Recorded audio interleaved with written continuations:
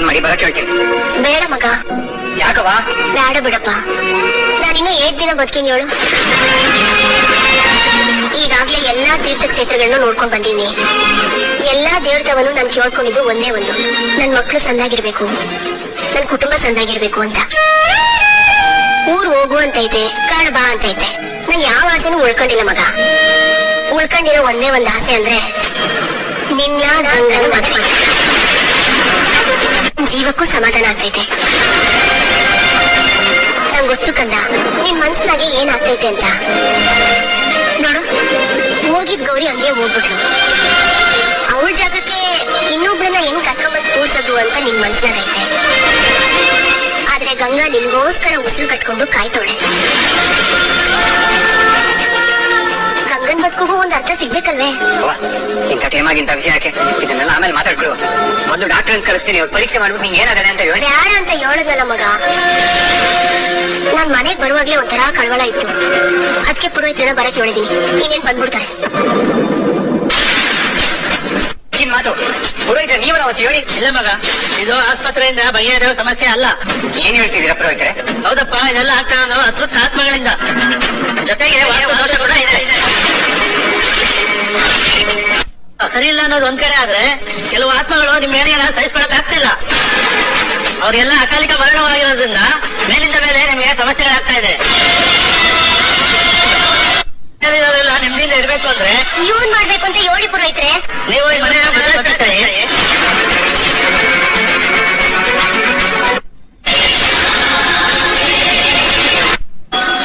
ಗಂಡ ಮಗ ಇಬ್ರು ಜೈಲ್ ಪಾಲಾದ್ರು.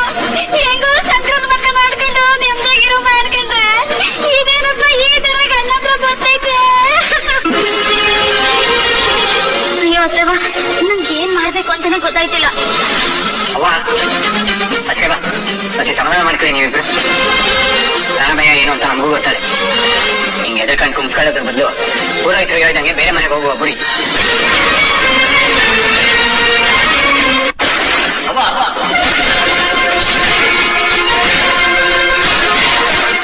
ಸಂಕ್ರೆ ಹಿಂಗ್ ಕೂಗ್ಬಿಟ್ಟೆ. ಏಳು ಬಾರದಲ್ದೆ ಇನ್ನೇನು? ನಾನು ಎತ್ತ ಮೋಸ ಮಾಡಿದವ್ರ ಮನೆಗೆ ವಾಪಸ್ ಹೋಗುವ ಅಂತಿದೆಯಲ್ಲ. ಆ ಮನೆ ಹೊಸಗಳನ್ನು ತೊಳೆಯಕ್ಕಿಲ್ಲ ನಾನು.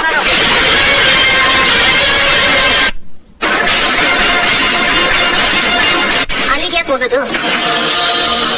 ನಿಮ್ಗೆ ಯಾರಿಗೂ ಅಭ್ಯಂತರ ಇಲ್ಲ ಅಂದ್ರೆ ಅರಸೀಕೆರೆ ರೋಡ್ನಾಗಿ ನಮ್ದೊಂದು ದೊಡ್ಡ ಮನೆ ಆಯ್ತಲ್ಲ, ಅಲ್ಲಿಗೆ ಹೋಗಮ್ಮ. ಸರಿ ಬಿಡಕ್ಕ, ನೀನ್ ಹೆಂಗ್ ಹೇಳ್ತೀಯೋ ಹಂಗೆ ಆಗ್ಲಿ. ಒಟ್ನಲ್ಲಿ ಎಲ್ರು ಸಂದ್ರಕ್ಕಿದ್ರೆ ಆಟ ಸಾಕು. ಬೈರ್ವಾ, ನಿಂಗ್ ಒಕ್ಕೇನಪ್ಪ? ನೀನ್ ಹೆಂಗ್ ಹೇಳ್ತೀವಿ ಹಂಗೆ ಮಾಡುವ ಕಣವ.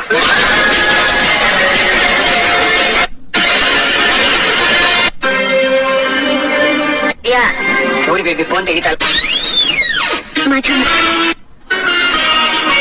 ನನ್ ಏನೇನು ಹೋದ್ರು ಮಗಿನ್ ತಾವು ಹೇಳ್ಕೊಂಡ್ಬಿಟ್ರೆ ಒಂಥರ ಅದ್ರ ಅನ್ಸ್ತದೆ. ನಂಗೆ ಗೊತ್ತದೆ, ಅದಿನ್ನು ಸಣ್ಣ ಮಗ. ಮಗಿನ್ ತಾವ್ ಹೇಳ್ಕೊಳ್ಳೋದ್ರಿಂದ ಹೆಂಗ್ ನಿನ್ನೂ ಬಗೆಹರಿತದೆ ಅಂತ ನಿಮ್ಗೆ ಅನ್ನಿಸ್ತದೆ ಅಂತ. ಅದೇನೋ ಗೊತ್ತಿಲ್ಲ ಕಣಲ್ಲ. ಅವ್ರು ತಾವ್ ಮಾತಾಡ್ತಾ ಇದ್ರೆ ನಮ್ಮ ಅವನ್ ತಾವ್ ಮಾತಾಡ್ದಂಗ ಅನಿಸ್ತದೆ ನಮಗೆ. ಇನ್ನೇನು ಆ ಹುಡುಗಿ ಬರೀ ನಿನ್ಗೆ ಫ್ರೆಂಡ್ ಆಗಿಲ್ಲ, ನಿನ್ನೊಳಗೆ ಸೇರ್ಕೊಬಿಟ್ಟವಳೆ ಅವಳು. ಹೂ ಕಾರಣ, ನಿನ್ ಮನ್ಸೊಳಗೆ ನಿನ್ ರಕ್ತದಾಗೆ ಬೆರ್ತೋಗ್ಬಿಟ್ಟವಳೆ ಆ ಮಗ. ನೀ ಏನು ಚರ್ಚೆಕೊಳ್ಳಲ್ಲ ಅಂದ್ರೆ ನೀನೊಂದ್ ಮಾತು ಕೇಳಲೆ. ಕೇಳ ಅದೇನಿಲ್ಲ ಕಾರಣ, ನೀನ್ ಎಲ್ರ ಜೊತೆ ಚೆನ್ನಾಗಿ ಮಾತಾಡ್ಕೊಂಡು ಚೆನ್ನಾಗಿ ಬರೀತೀಯ. ಆದ್ರೆ ಗಂಗನ ಜೊತೆ ಯಾಕೆ ಮಾತಾಡಕ್ಕಿಲ್ಲ? ಅವ್ರ ಜೊತೆ ಸರಿಯಾಗಿ ಬರೆಯಕ್ಕಿಲ್ಲ. ಗಂಗನ ಮೇಲೆ ಸಾನೆ ಗೌರವ ಅದೆ. ಅವಳು ನನ್ ಮ್ಯಾಗ್ ತೋರ್ಸೋ ಕಾಳಜಿ, ಯಾವ ಕಡೆಯಿಂದನೂ ನನ್ಗೆ ಯಾವ ತೊಂದರೆನೂ ಆಗ್ಬಾರದು ಅಂತ ಆ ಪಾಟಿ ಹೋರಾಡ್ತಾಳೆ. ಅದನ್ನೆಲ್ಲ ನೋಡಿದ್ರೆ ನನ್ ಪಾಪ ಅನ್ನಿಸ್ತದೆ. ಅವಳಿಷ್ಟೆಲ್ಲ ಮಾಡ್ತಿದ್ರು ನನ್ ಕಡೆಯಿಂದ ಅವಳ ಜೊತೆಯಾಗೆ ಒಂದೆರಡು ಪ್ರೀತಿ ಮಾತು ಮಾತಾಡಕ್ಕೂ ಆಯ್ತಲ್ಲ ನನ್ಗೆ. ನನ್ಗದ್ ಯಾಕೋ ಗೊತ್ತಿಲ್ಲ ಕಣಲ್ಲ, ಬಾಯ ಬರಕಿಲ್ಲ. ಅಣ್ಣ ಏನ್ ಹೇಳ್ತಾ ಇದ್ದಾಳ ನೀನು? ಹೋಗಲ್ಲ, ನಾನು ಎತ್ತೋಳು ಸಾಕ್ತೋಳು ಇಬ್ರು ನನ್ ತಾವು ಬಂದು ಗಂಗಾ ನಿನಗೋಸ್ಕರ ಅವಳ ಜೀವನನೇ ಬದಲಾಯಿಸ್ಕೊಂಡವಳೆ, ನೀನೇ ಪ್ರಾಣ ಅನ್ಕೊಂಡ್ ಬದುಕ್ತಾವಳೆ ಅಂತೆಲ್ಲ ಹೇಳಿದ್ರು. ಅದ್ ನನ್ಗೂ ಸಂದಾಗಿ ಅರ್ಥ ಆಗದೆ. ಯಾರ್ ತಾನೇ ಯಾವಾಗ ಸಣ್ಣ ವಯಸ್ಸಿನಾಗ ಆಗಿದ್ ಮದ್ವೆನ ಇವತ್ತಿನವರೆಗೂ ಮನ್ಸನಾಗ ಇಟ್ಕೊಂಡು ಅವ್ರ ಮೇಲೆ ಪಿರುತಿ ಇಟ್ಕೊಂಡು ಬದುಕ್ತಾರೆ ಇವಳು. ನಾನು ಏನ್ ಮಾಡಕಾಯ್ತದೆ? ನನ್ಗೆ ಅವಳ ಮೇಲೆ ಆ ಪಿರುತಿ ಅನ್ನೋ ಭಾವನೆನೇ ಇಲ್ಲ ಕಣಲ್ಲ. ಯಾವತ್ತೂ ನಾನು ಅವಳನ್ನ ದೃಷ್ಟಿ ನೋಡಕ್ ಆಗಕ್ಕೆ ಇಲ್ಲ. ಹಂಗೂ ಒಂದು ವೇಳೆ ನಾನು ನೋಡ್ಬೇಕು ಅಂದ್ರು ಅದ್ ಬೇರೆ ಯಾರಿಗೂ ಬಲವಂತಕ್ಕೆ ನನ್ನ ಮನಸ್ಸಾಕ್ಷಿಗೆ ವಿರುದ್ಧವಾಗಿರ್ತದೆ.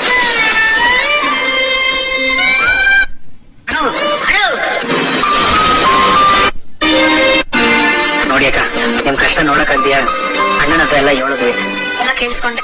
ಪಾಪ ಅವನು ಏನ್ ಮಾಡ್ಬೇಕು, ಯಾವ ಕಡೆ ಹೋಗ್ಬೇಕು ಅಂತ ದಿಕ್ ತೋಚ್ತೀಯ ಪೇಚಾಡ್ತಾವನೆ.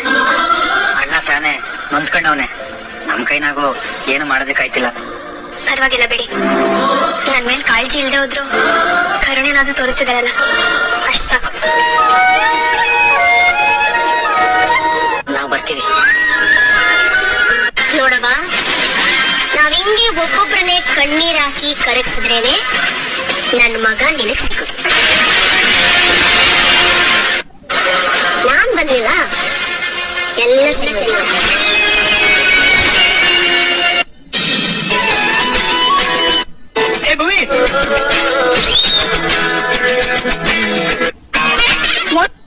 ಮಕ್ಕಳೇ, ನೀವೇ ಮೋಸ ಮಾಡೋದು, ಕಣ್ಣ ಮುಚ್ಚಾಲೆ ಆಡೋದು.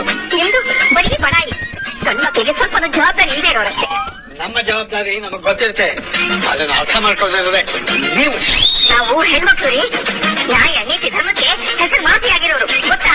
ನಾವು ಗಂಡು ಮಕ್ಕಳು, ನಾವೇನ್ ಕಮ್ಮಿನ? ಧೈರ್ಯ, ಶಾಂತಿ, ಸಹನೆ ಎಲ್ಲರಿಗೂ ಹೆಸರುವಾತ ಇರೋರು. ನೀವು ಹೆಣ್ಮಕ್ಳಿಗೆ ಸರಿ ಇಲ್ಲ ರೀ, ಸಮಯಕ್ಕೆ ಸರಿಯಾಗಿ ಕೈ ಕೊಡ್ತೀರ. ನಾವೇನ್ ಕೈ ಕೊಡಲ್ಲ, ನೀವೇ ಗಂಡು ಮಕ್ಕಳು ಕೈ ಕೊಟ್ಟು ಹೋಗೋ.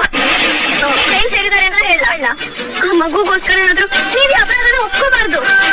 ಈ ಕೊಲೆ ಮಾಡಕ್ಕೆ ಗುಂಡಾರಿಸಿ ಅದು ನಾನು ನನ್ನನ್ನು ಕಾಪಾಡಕ್ಕೆ ಅವ್ರ ಮಗನ ಹೊಡ್ಸಕ್ಕೆ ಅವ್ರಿಗೆ ಸುಳ್ಳು ಹೇಳ್ತಾವ್ರೆ.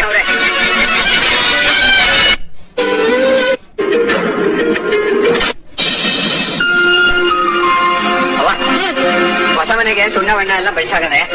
ನಾಳಿಕೆ ನಮ್ಮ ಸಾಮಾನುಗಳನ್ನೆಲ್ಲ ಅಲ್ಲಿಗೆ ಶಿಫ್ಟ್ ಮಾಡ್ಕೊಂಡ್ಬಿಟ್ಟು ನಾಡಿದ ಹಾಲು ಕುಸ್ಬಿಟ್ರೆ ಮುಗಿದೋಯ್ತು. ಸರಿ ಕಲ್ಲ, ನೀನ್ ಹೇಳ್ದಂಗೆ ಮಾಡುವ. ಅತ್ಯವ ಪಂಕಜ ಹೇಳ್ಬಮ್ಮ, ಅತ್ಯವ ಕೆಲ್ಸದವ್ರು ಬರೀ ಕೆಲ್ಸ ಅಂತ ಮಾಡ್ತಾರೆ, ಆದ್ರೆ ನಾನು ನಮ್ಮ ಅತ್ಯವಾಗಿ ಪ್ರೀತಿ ಬೆಸಿ ಮಾಡ್ಕೊಳ್ಬೇಕು ಅನಿಸ್ತು, ಅದಕ್ಕೆ ಮಾಡ್ಕೊಂಡ್ಬಂದೆ. ನಿಮ್ ತಿರುತಿಗೆ ಬೆಲೆನೆ ಕಟ್ಟಕ್ಕಾಗಕ್ಕಿಲ್ಲ ನೋಡು.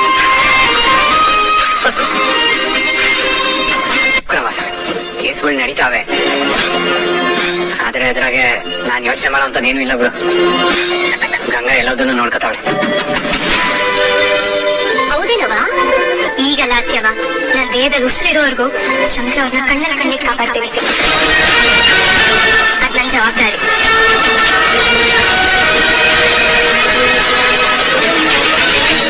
ಗೌರಿ, ಯಾಕಮ್ಮ ಬೇಜಾರಾಗಿದ್ಯಾ? ನೋಡಮ್ಮ, ದಯವಿಟ್ಟು ಕ್ಷಮಿಸು.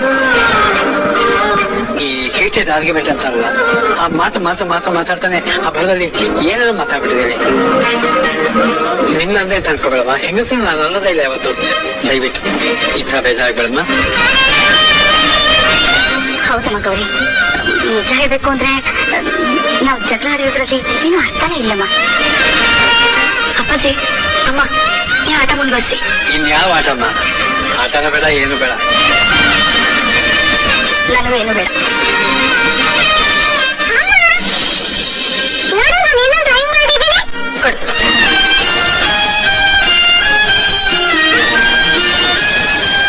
ಇದೇನ್ ಕಂದ, ಇಷ್ಟೊಂದು ಜನ ಬರ್ಬಿಟ್ಟಿದ್ಯಾ?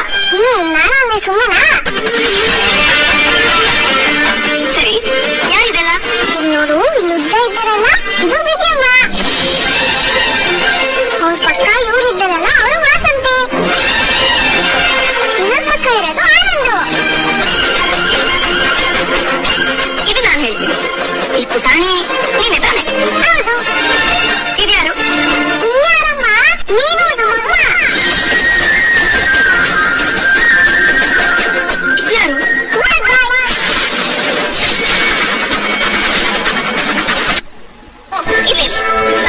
ಪರವಾಗಿಲ್ಲ ಅಮ್ಮರೇ, ನಾಳೆ ನನ್ನ ತಮ್ಮನಿಗೆ ಊರ್ನಾಗಿರೋ ದೇವಸ್ಥಾನಕ್ಕೆ ಮದುವೆ ಇಟ್ಕೊಂಡಿದ್ದೀವಿ. ಬಡವ್ರ ಮದುವೆ ಅಂತ ಬರ್ದೇ ಇರ್ಬೇಡಿ. ದಯವಿಟ್ಟು ನನ್ನ ತಮ್ಮನಿಗೆ ಬಂದು ಎಲ್ಲರೂ ಆಶೀರ್ವಾದ ಮಾಡ್ಬೇಕು. ಹಂಗೆಲ್ಲ ಹೇಳ್ಬೇಡ ಕಣಪ್ಪ, ನಮ್ಮೂರ್ ಹುಡುಗ.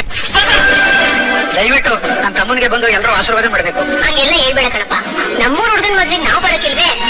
ಖಂಡಿತ ಬರ್ತೀನಿ. ಆದ್ರೆ ಈ ಸಲ ನಾನ್ ಬರಕಿಲ್ಲ, ನನ್ ಮಗ ಸೊಸೆ ಇಬ್ರು ಬರ್ತಾರೆ. ಅಲ್ಲ ಅಮ್ಮವ್ರೆ, ನೀವು ಬರ್ದೇ ಹೋದ್ರೆ ಹೇಗೆ?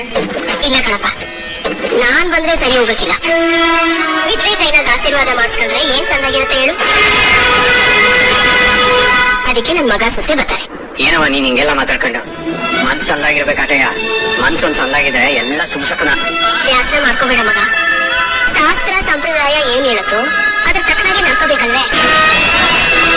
ಅದಕ್ಕೆ ನಾನ್ ಬರೋದು ಸರಿ ಇರಕ್ಕಿಲ್ಲ, ನೀನು ಗಂಗಾ ಇಬ್ರು ಹೋಗಿದ್ ಬನ್ನಿ.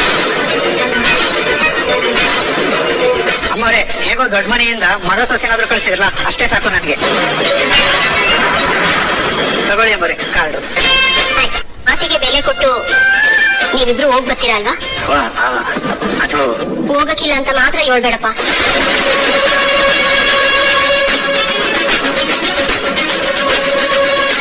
ಆಯ್ತಾ, ಹೋಗ್ಬತ್ತಿ.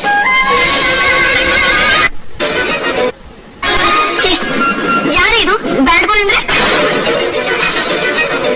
ನಿನ್ನೆ ಕೇಳ್ತಿದ್ದೀನಿ, ಯಾರಿದು? ನನ್ನೇನು ಕೇಳ್ಬೇಡಮ್ಮ, ಅದೇ ಗೊತ್ತು ಅಂತ ನಂಗೆ ಗೊತ್ತಿಲ್ಲ.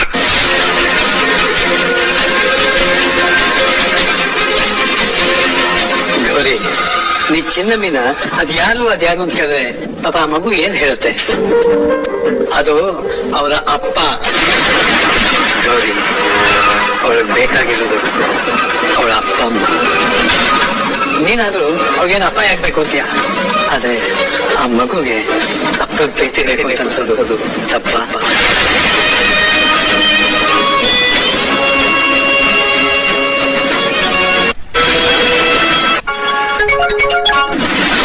ಅಲ್ಲ, ಬರ್ತೀನಿಲ್ಲ ಅಬ್ಬ. ಹೊಸ ಮನೆಗೆ ಕರೆಂಟ್ ಏನೋ ಸಮಸ್ಯೆ ಆಗದಂತೆ, ನಾನು ನೋಡಿ ಬರ್ತೀನಿ. ಆಯ್ತು, ಹೋಗಿಪ್ಪ ಜೋಪಾನ. ಗಂಗಾ, ಸರಿಯಾಗಿ ಕೇಳಿಸ್ಕೊಳವ. ನಾಳೆ ಮದ್ವೆ ಮನೆಯಾಗೆ ನಿಂಗೆ ಅವಮಾನ ಆಗ್ಬೇಕು. ದಿಗಿ ಬಿಡ್ಬೇಡ ಗಂಗಾ, ನಿಂಗೆ ಅವಮಾನ ಮಾಡೋದು ನಮ್ಮ ಹುಡುಗನೇ. ನಾಳೆ ಕೈಸಿ ಮಾಡಿಸ್ತೀನಿ. ನಾಳೆ ನಿಂಗಲ್ಲಾಗೋ ಅವಮಾನಕ್ಕೆ ಭೈರವಂಗೆ ನಿನ್ ಮೇಲೆ ಕರುಣೆ ಹುಟ್ಟಬೇಕು.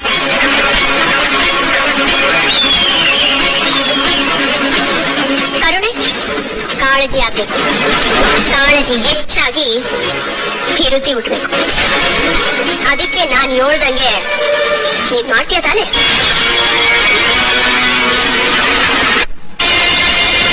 ದೇವಸ್ಥಾನಕ್ಕೆ ಹೋಗ್ತಿದ್ವಿ ಕಂದ. ಯಾಕೆ ಅಂದ್ರೆ ದೇವಸ್ಥಾನದಲ್ಲಿ ನಿಮ್ಮ ಅಪ್ಪನ್ ತೋರ್ಸೋಣ ಅಂತ. ಏನ್ ಹೇಳ್ತಾ ಇದ್ದೆ ಗೌರಿ? ಹೌದು ಅಕ್ಕ, ಎಷ್ಟು ದಿವಸ ಇನ್ನು ಅಪ್ಪ ಅಪ್ಪ ಅಂತ ಕೇಳ್ತಾ ಇದ್ಲು. ಇವತ್ತು ಇವಳಿಗೆ ಇವ್ರಪ್ಪನ್ ಪರಿಚಯ ಎಷ್ಟು ದಿವಸ ಇನ್ನು ಅಪ್ಪ ಅಪ್ಪ ಅಂತ ಕೇಳ್ತಾ ಇದ್ಲು. ಇವತ್ತು ಇವಳಿಗೆ ಇವ್ರಪ್ಪನ್ ಪರಿಚಯ ಮಾಡಿಸಿದ್ರೆ ಇವ್ರು ಯಾವತ್ತೂ ನೊಂದ್ಕೊಳಲ್ಲ. ಆಗ ನನಗೂ ನೋವಿರೋದಿರ.